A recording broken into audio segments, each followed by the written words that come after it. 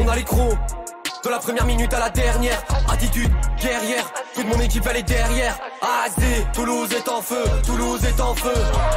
Toulouse est en feu, Toulouse est en feu. Toulouse est en feu, Toulouse est en feu. Toulouse est en feu, Toulouse est en feu.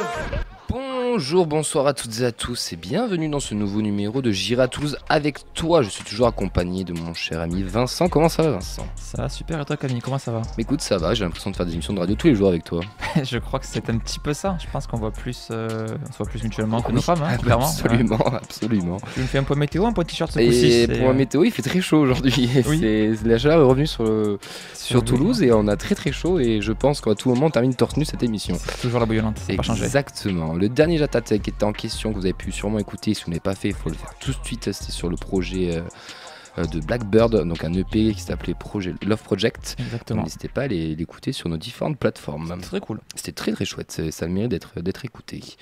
Aujourd'hui, on va passer sur de la techno, électro, enfin de la musique électronique, on va dire, et on va accueillir avec nous Franck Heidenef en tant qu'artiste, mais aussi Silencio. Bonsoir Franck, comment ça va? Bonsoir, merci pour l'invitation. Comment on va t'appeler là? Silencio, Heidenef, Franck Toujours. Bon, bienvenue, content de te revoir, parce qu'on t'avait reçu avec Félix, alors c'était en visio à l'époque, Covid oblige. Vous étiez en direct de Barcelone. Toulouse est en feu, Toulouse est en feu. Toulouse est en feu, Toulouse est en feu. Toulouse est en feu, Toulouse est en feu. On va remettre en avant toute cette belle association, et avant qu'on commence, est-ce que tu peux te présenter s'il te plaît Franck? Moi c'est Franck, je suis d'origine toulousaine. Je fais de la musique comme Heidenef où j'ai pu me produire pas mal de fois à Toulouse et je suis aussi donc l'initiateur du projet Silencio et je collabore avec pas mal d'événements de la région comme par exemple Candy House, on en avait déjà parlé plusieurs fois. Est-ce que tu peux expliquer rapidement qu'est-ce que Candy House pour ceux qui peut-être Candy connaissent pas? Candy House c'est une association qui fait des événements depuis à peu près une dizaine d'années à Toulouse, majoritairement en bikini, même si ils ont fait des events un peu dans d'autres endroits, mais c'est majoritairement en bikini. Et voilà, et aujourd'hui on est là pour parler donc de notre collaboration entre Candy House et Silencio pour un événement le 22 septembre au bikini. Est-ce que tu peux nous dire un peu plus qu'est-ce que c'est Silencio? C'est une jeune association qui a été montée récemment, non? Ouais. Alors c'est une très jeune association parce que elle est justement née il y a moins d'un an. Parce que, en gros, le premier événement qu'on a fait était l'an dernier, donc le 24 septembre 2022 au bikini.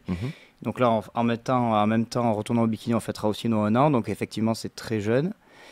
Donc c'est une association qui a pour but en gros d'organiser des événements autour de la culture techno et autour de ses valeurs et de sa philosophie. On essaye de proposer une belle expérience multisensorielle avec des artistes de qualité, ça, selon nos critères bien sûr. Et voilà, tout simplement, on va pas se mentir, voilà, on va faire des événements techno, on a quand même notre style à nous, on essaye justement de ne pas faire quelque chose de trop énervé, on cherche quand même un peu de subtilité, de ramener des artistes novateurs et avec des line-up éclectiques afin de ne pas être 100% catégorisé dans un style de techno, mais de construire un projet, une philosophie qui n'est pas forcément juste une case, quoi. On veut une atmosphère, une ambiance, une communauté autour de cette musique au sens large. T'es tout seul dans le projet? Non, on est 3. Donc, on est 3. Il y a Carole et Félix. On a beaucoup d'aide aussi d'autres personnes, comme par exemple de Candy House. Mais sinon on est 3. Donc on les excuse qu'ils sont pas là ce soir, mais c'est important, 3 dans une asso pour faire autant d'événements, est-ce que c'est galère? Ouais. non, mais ça va, on s'en sort. Justement, on n'a pas non plus trop d'événements. On va dire que là, ça sera le 4e événement qu'on fait de l'année. Mais non, on s'en sort, on s'aide. Et justement, voilà, quand je dis qu'on est 3, après, il y a beaucoup plus de gens qui sont investis sur l'événement. Oui, mais dans l'asso, c'est que 3, mais après, il y a d'autres partenariats, d'autres trucs. Oui, bien sûr. Avec tout le staff, on est bien plus que ça. Oui. Mais oui, pour réfléchir, chercher des opportunités et se séparer le travail, pour l'instant, ça suffit. Ça se passe comment la recherche d'artistes justement? Vous avez des critères bien définis ou c'est un coup de cœur, le proposeur il propose aux autres, tiens celui-là il est sympa, j'ai envie de tester? Alors la programmation c'est surtout mon rôle parce que voilà, c'est un peu moi qui définis à peu près on va dire l'identité musicale de l'association. Donc pour l'instant, voilà, les autres membres me font confiance sur ça. Et donc moi, je cherche bien sûr la musique qui me plaît, parce que tout d'abord, j'ai créé cette association parce que c'est de la musique qui me plaît. C'est pas juste, j'ai pas envie, oh, il y a une opportunité de marché. Non, c'est les choses qui me plaisent à moi. Donc je fais aussi, je fais un peu des recherches émotionnelles si ça me plaît. Si ça me plaît, ben, je regarde un petit peu quand même si ça marche. Et go. Donc bien sûr, on se renseigne sur les tendances, on écoute, on se met tous d'accord bien sûr avant de prendre une décision de booking. Mais ouais, c'est à peu près ça quoi. On regarde une veille constante de ce qui fonctionne, des nouvelles tendances, et essayer justement de les anticiper, parce que quand on prévoit des événements 8 ou 9 mois à l'avance, comme ceux du bikini, il faut essayer d'anticiper un peu. Oui, ce qui est à la mode il y a 8 mois n'est pas forcément encore la mode du mois après, c'est ça? Oui, ou alors tu peux essayer de trouver des bonnes opportunités quand on te dit ah lui va sortir un album dans 4 mois, ça peut être un bon moment de quelques mois après de le faire jouer, ce genre de choses. C'est quoi les objectifs à long terme de l'asso? C'est vraiment de se familiariser avec la culture, l'événementiel, faire plus de soirées, c'est quoi l'objectif? Alors l'objectif, je pense qu'il y en a beaucoup. Un des objectifs serait déjà de s'implanter durablement à Toulouse, au Bikini ou d'autres endroits. Ensuite, il ne reste plus beaucoup des endroits. Non, c'est sûr, mais on peut en inventer, on peut réfléchir. Là, on est justement en train de réfléchir à plein de nouvelles options, de faire des événements dans des endroits où personne n'a déjà monté de système son. Donc ça peut être intéressant. Je pense qu'il ne faut pas se limiter à ce qu'il y a, et c'est ce qui peut faire aussi la grandeur un peu de la scène, quoi, de s'associer avec des gens qui ont des idées, de démarcher, de trouver des nouveaux partenaires. Voilà, il y a des nouvelles salles qui s'ouvrent, il y a toujours des nouvelles opportunités, des gens qui veulent collaborer. Mais non, les objectifs, ça serait donc ça serait aussi on est en train de monter un collectif d'artistes pour d'avoir officiellement un collectif, un petit groupe d'artistes qui participerait aussi quand même activement à la vie de l'asso. Qui iraient représenter sur des festivals, sur des soirées. Exemple, on pourrait faire des soirées où il y a seulement les gens du collectif. Peut-être ces gens qui pourraient mixer à certains événements, par exemple au Bikini. Mais en tant que Silencio, par exemple. Ouais, en tant que Silencio, même s'il n'y aurait pas forcément de compromis. Bon, c'est pas encore officiel, mais on est en train de recruter, de faire cette petite équipe qui créerait l'identité sonore aussi de la marque, et qui permettrait à ouvrir des opportunités d'événements. On ressent aussi comme une volonté d'évoluer vers la production aussi, peut-être. La production d'événements ? Ouais, la production d'événements, production d'artistes, de créer quelque chose qui veut s'implanter, quoi. C'est pas juste sur quelque chose de ponctuel, c'est vraiment quelque chose de assez ancré. On veut produire nos événements, on veut surtout les diversifier. On ne veut pas faire que des concerts dans des salles. On a aussi on a fait quelques événements à Barcelone cet été. Le but, c'est de continuer à en faire et de chercher des nouvelles villes où on pourrait s'implanter. Et donc voilà, de faire des grandes, des petites salles, de l'open air, du concert.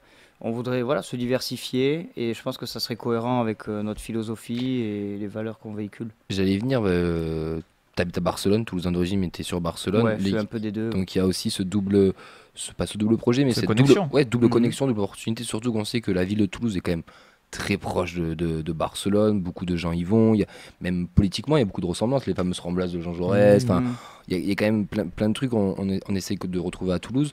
Donc déjà pour vous c'est cool, mais est-ce que du coup vouloir s'implanter à Toulouse c'est bien, mais il y a aussi l'objectif de vouloir s'implanter à Barcelone et Toulouse, ou d'abord vraiment grosse priorité Toulouse et après on verra les opportunités? Alors moi, à choisir, je voudrais que ça soit une marque globale, qui ne soit pas forcément implantée dans une ville. Moi, si je dis que j'aimerais m'implanter à Toulouse, c'est parce que c'est ma ville et que c'est là où je suis né. Et le Bikini, c'est là où je suis allé presque toute ma vie, depuis que j'ai l'âge de sortir. Et donc ça me fait vraiment plaisir de faire des événements là, et j'ai envie de m'implanter ici parce que c'est ma ville. Mais l'objectif, c'est pas forcément de faire des événements à Barcelone, c'est de créer un concept où on pourra faire des événements un peu partout. C'est cool. On parle beaucoup du Bikini, donc on va y venir. C'est la soirée donc, du 22 septembre au Bikini. À partir de quelle heure ça sera Ça commence à 23h. Ça commence à 23h. Jusqu'à 5h30. Jusqu'au bout de la nuit. Donc le 22 septembre au Bikini, est-ce que tu peux nous présenter un petit peu la soirée? Qu'est-ce qu'on va y retrouver? Qu'est-ce que Silencio nous prépare pour le 22 septembre? Alors pour cet acte 2, de Silencio, on a la chance d'accueillir Marcel Detman, donc tout simplement, à nos yeux en tout cas, un des plus grands artistes techno de sa génération, un des résidents les plus emblématiques du Berghain. Pour nous, c'est presque un statut légendaire, donc on est très content qu'il vienne. C'est un artiste très éclectique qui touche à beaucoup de genres, à beaucoup de styles, très professionnel, un vrai artiste que je pense qui fait l'unanimité. On peut voir plein de facettes de lui, il change de style, il fait des albums ambiants, il fait des albums techno, puis après on le voit faire des DJ set house. On sent que c'est un artiste complet, qui fait ce qu'il veut, qui s'amuse, qui prend du plaisir, qui d'ailleurs a l'air aussi très sympathique, ce qui est important, il faut le souligner. Donc on a la chance de l'avoir, il jouera 3 heures. Donc les gens auront vraiment le temps d'écouter l'histoire qu'il a nous raconter. Et ça sera moi qui m'occuperai de la première partie. Et ça sera tout pour la programmation musicale. C'est déjà pas mal. C'est pas mal. Comment on fait quand tu es une jeune asso pour démarcher ce genre d'artiste Comment ça se passe? C'est pas si compliqué.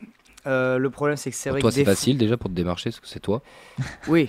Moi, ça va. Moi, je t'envoie des messages quand même ou pas? Je suis un peu dur. Non, mais je suis un peu dur en négociation. Sincèrement, c'est pas si compliqué. Il suffit juste de trouver le bon contact. C'est un service qu'ils proposent, quoi. C'est un service qu'ils vendent même. Donc, si tu es prêt à mettre la somme que ça vaut. Bon, après, il faut effectivement montrer que tu as la salle, que tu as possiblement quelques références. Une certaine assurance aussi derrière. Oui, aussi, non, c'est surtout, on va te dire qu'est-ce que tu as fait jouer cette année, quoi. Okay. Et si tu dis c'est ma première soirée, ils vont déjà être un petit peu plus sceptiques. Mais bon, c'est leur travail aussi de promouvoir les artistes et de les vendre. Moi, je sais que quand j'ai écrit à Marcel Detman, on avait déjà fait l'an dernier 2 artistes, donc Answer Code Request et Tapcal, qui travaillaient à l'époque dans la même agence de booking. Donc j'avais déjà parlé à cette personne, il m'a dit ah super, les gars ils s'étaient éclatés l'an dernier, pas de soucis. Oui, il y avait déjà une référence. Voilà, et ça se fait assez facilement, surtout que Marcel Detman était déjà venu au Bikini, je crois, il y a 4 ou 5 ans, avec Regard. Et donc apparemment il avait beaucoup apprécié aussi. Donc ça s'est fait naturellement en fait. Oui, ça s'est fait, oui, voilà. Tu vite en même temps le Bikini, ça parle à tout le monde. Ah, pour Toulouse c'est pas mal, ouais. Pour Toulouse c'est pas mal. À l'époque j'avais mixé avec Marcel Detman, je me rappelle en 2013, c'était à la Dune. Pour l'électro-alternative avec Adam Beyer. Ah oui, ça remonte. C'est chaud. Elle existe 2013. Plus la Dune, si. Elle a fait une 4-5 fois sûrement. Ouais. C'est pas la voile blanche ou un truc comme ça. Je sais pas. Assez skière. Je crois que ça a changé, que c'est redevenu la Dune. Mais le seul qui reste en place, c'est Esmeralda. Voilà. Ça n'a pas bougé. Ouais, c'est clair. Les parents, ils y allaient déjà. Ouais, c'est ça. C'est exactement ça. Par rapport à cette soirée, c'est un peu une question bateau, mais pourquoi avoir choisi le Bikini ?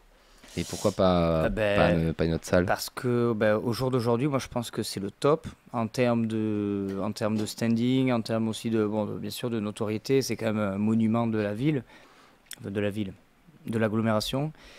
En termes de qualité sonore, de qualité d'accueil de l'artiste, on sait que tu invites un artiste, il va pas y avoir de problème. Bon, il peut toujours avoir des petits soucis, mais là on sait que derrière tu as une équipe de gens super qualifiés, professionnels. C'est carré.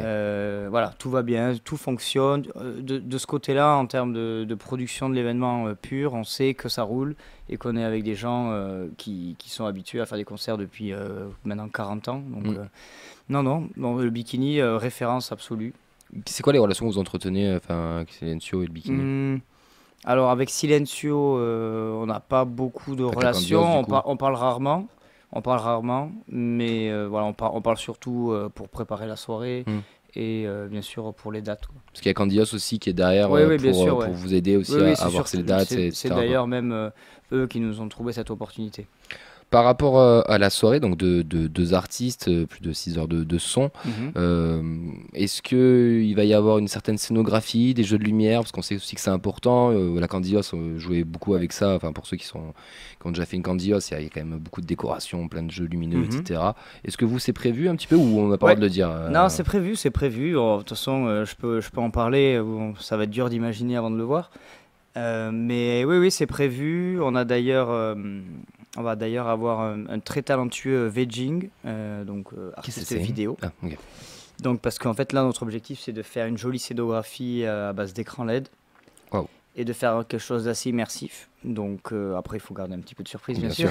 Mais on va annoncer dans les prochains jours l'artiste qu'on a trouvé pour faire ces visuels. Et on est très contents. Ça va être une super collaboration.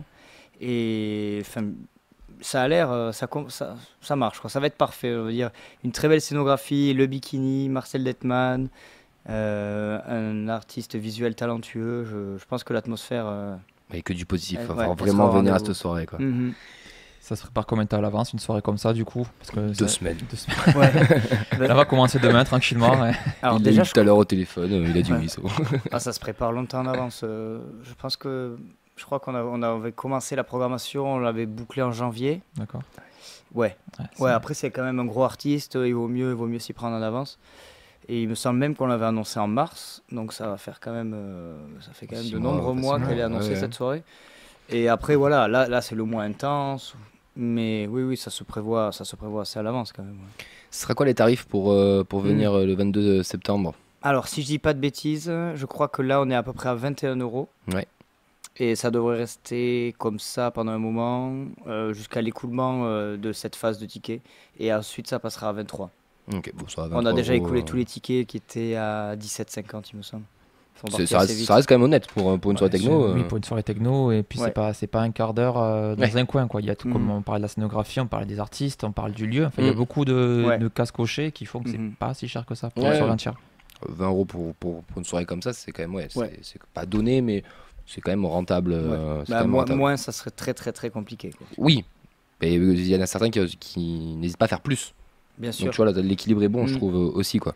Mais je pense que souvent ceux qui font plus, c'est parce qu'ils ont les frais qui demandent de faire plus. C'est pas forcément. Oui, bien sûr. Après, ça se calcule. Ouais, c'est ça. Nous, on a dû faire un calcul. Nous, notre objectif, c'est quand même que ça reste accessible aux gens. Et que ce soit rentable aussi pour vous. Pas pour rentable, oui, bien sûr, on essaye, mais c'est souvent proche de la limite, quoi. Du coup, en parlant de chiffres, il y a un objectif de public présent. Vous avez un nombre que vous visez ou pas forcément? Sold out. Complet, ouais. Complet. Franchement, on aimerait bien. C'était complet la première soirée, non? C'est mon objectif tous les soirs, tous les week-ends ou n'importe quel événement. L'objectif, c'est que ce soit complet. Mais Silencieux, le premier était complet? Non, c'était pas complet, non. Non, c'était très très correct. Mais parce qu'on n'est pas venu, ça, c'est pour ça. C'est clair. Non, on aimerait bien que ce soit complet. Bon, je pense qu'on a fait le tour. Est-ce que tu veux ajouter quelque chose sur la soirée avant qu'on passe à toi en tant qu'artiste, ou est-ce que tu veux mettre encore quelque chose en avant? Moi, je peux que vous encourager à venir. Je pense que ça va être très sympa. Vraiment, ce qu'on a prévu en termes de scénographie, je pense que ça va être quelque chose qu'on a rarement vu au Bikini. Marcel Detman, monument de la techno, 3 heures de set, ça va être un bon voyage. Non, sincèrement, je pense que ça va être très intéressant. J'encourage tous les gens qui aiment la techno et les curieux à venir nous rejoindre. Toi, en tant qu'artiste, Heidenef, du coup, sous le nom d'Heidenef, tu vas mixer en première partie, donc déjà, quel régal aussi de mixer au Bikini, parce que c'est quand même une grosse salle. C'est pas ta première non plus, donc tu commences à être un petit peu habitué des lieux. Est-ce que tu peux te présenter déjà en tant qu'artiste? Qu'est-ce que tu fais, qu'est-ce que tu aimes faire? Mon projet donc, musical s'appelle Heidenef. Je pense que ça va faire à peu près 10 ou 11 ans que je travaille dessus, que je mixe et que je produis. Voilà, majoritairement à Toulouse ou à Barcelone. Ok. Et vas-y. Ouais, non, enfin, c'est techno dans le genre un peu de ce qu'on peut faire à Silencio, quoi. Oui, je me doute bien que c'est un petit rapport. C'est quoi tes inspi? Qui t'a inspiré, qui t'a fait écouter, qui t'a dit quand tu écoutais des musiques ou des choses, qui t'a dit tiens, j'ai envie de mixer, j'ai envie de faire ça, j'ai envie de partir sur la techno? C'était quoi tes premières inspirations?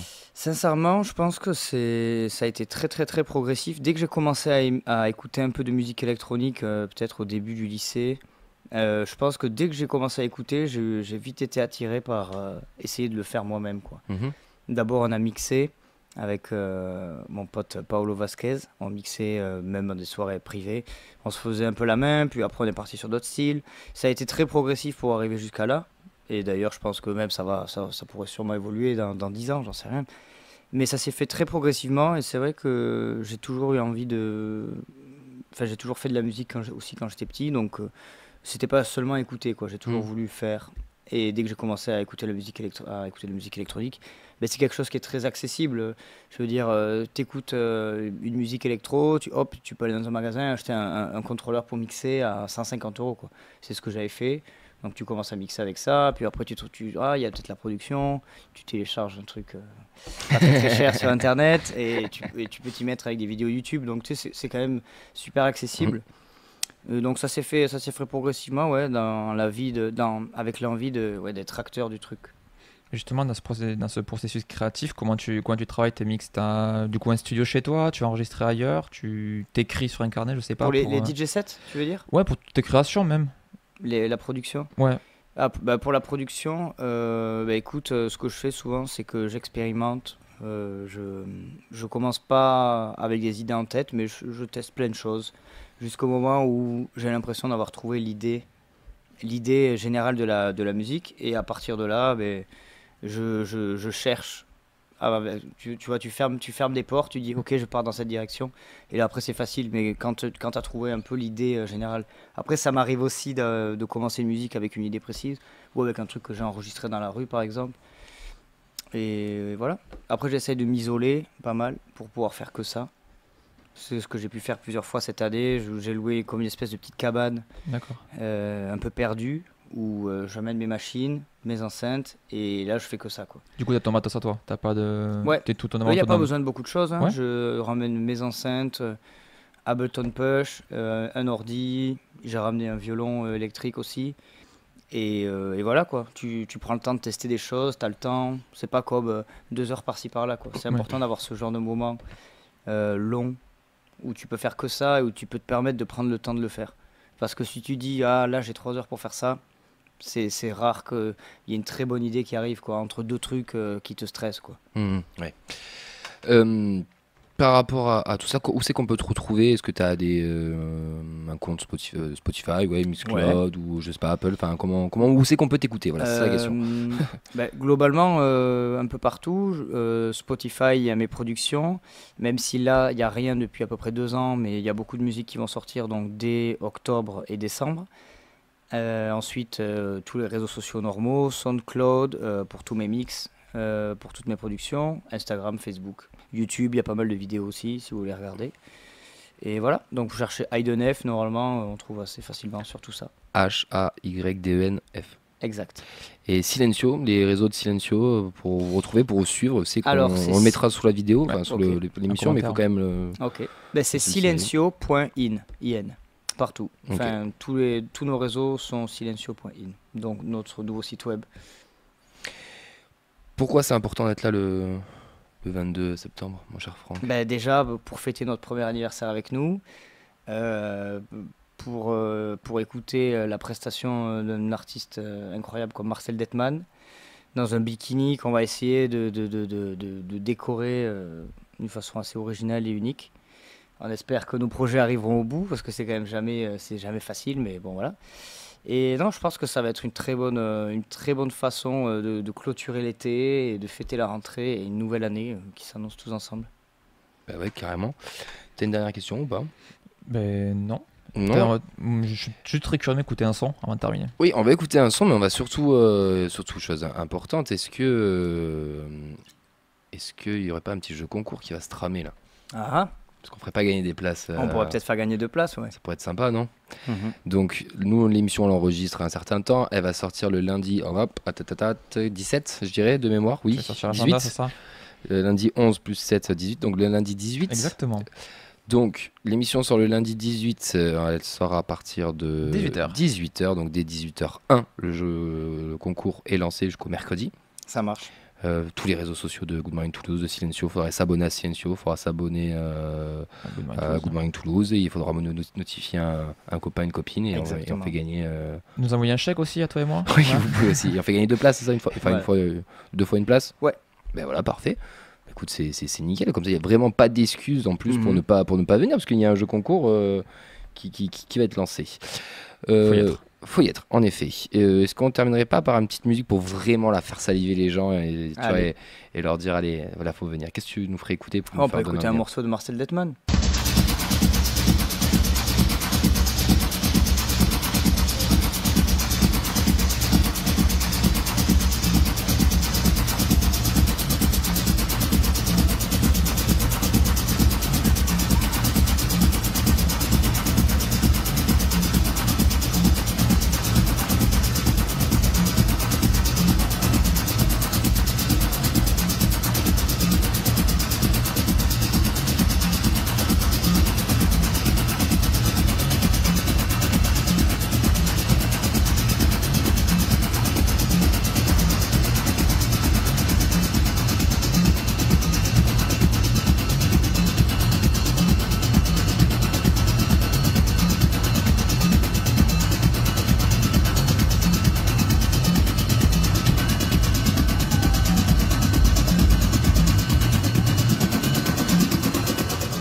va terminer cette émission. Merci beaucoup. Merci à vous. Merci beaucoup pour l'invitation. Merci Vincent. Merci Camille. Merci à toutes celles et ceux qui nous suivent. N'hésitez pas à liker, à commenter, à les liker aussi. Donc Silencio, on va vous mettre tous les réseaux sous le bas de la vidéo. À Idenef aussi, vous pouvez le suivre, c'est intéressant. Rendez-vous le 29 septembre, le jeu concours sur Good Morning Toulouse. Il y aura toutes les informations qui seront nécessaires sur les réseaux sociaux. Il suffit de les lire, de les suivre. Nous on se retrouve une prochaine fois. Et juste une dernière petite question, tu vas mixer avec un du Tef ou pas? Non. Ah, quel dommage. Je l'ai toujours dans le cœur. Allez, on souhaite une belle journée ou une belle soirée et on vous dit à la prochaine. Ciao, ciao. Ciao. Ciao. Toulouse est en feu, Toulouse est en feu. Toulouse est en feu, Toulouse est en feu. Toulouse est en feu, Toulouse est en feu.